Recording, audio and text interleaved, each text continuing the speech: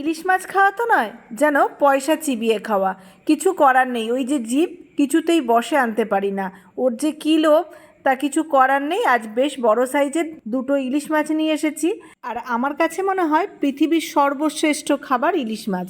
আমি তো পারলে ইলিশের গু পর্যন্ত ফেলি না, ফেললেই লস, কাঁটাটাও চিবিয়ে খেয়ে নিই। আর পিসগুলো দেখে নিশ্চয়ই বুঝতেই পারছেন কতটা বড় মাছের পিসগুলো হয়েছে। ভালো করে পরিষ্কার করে ধুয়ে নিয়ে নুন আর হলুদ খুব ভালো করে মাখিয়ে নিচ্ছি। নুন হলুদ মাছগুলোর মধ্যে ভালো করে মাখিয়ে নেওয়ার পর 10-15 মিনিট মতো একটু রেখে দেবো। আর ইলিশ মাছ দিয়ে কিন্তু অনেক রকম পদ রান্না করা যায়, তবে এখান থেকে বাড়িতে কটা মাথা আছে সেই হিসাব করে নিয়ে ওই সরকারি রান্না যেটা সকলে করে, কয়েক পিস ভাজা করে নেব। গরম গরম ইলিশ মাছ ভাজা আর একটু ইলিশের তেল আর ধোঁয়া ওঠা গরম ভাত, আর কিচ্ছুটি লাগবে না। এক থালা ভাত শুধু এটা দিয়েই খেয়ে উঠে যেতে পারবো।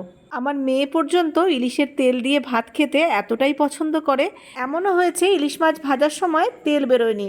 মেয়ে আমার বলে, একটু বেশি করে তেল দিয়ে ভাজতে পারো না, তাহলেই তো তেলটা থেকে যায়, ওটা দিয়েই তো আমি ভাত খেতে পারি। আর এখন ইলিশ মাছ ভাজার গন্ধ পেয়ে মেয়ের খুব তাড়াতাড়ি খিদে পেয়ে গেছে, তাই মাছ ভাজা হয়ে গেলেই সবার আগে এক পিস ভাজা মাছ আর একটু তেল দিয়ে ভাত দিয়ে দিয়েছি।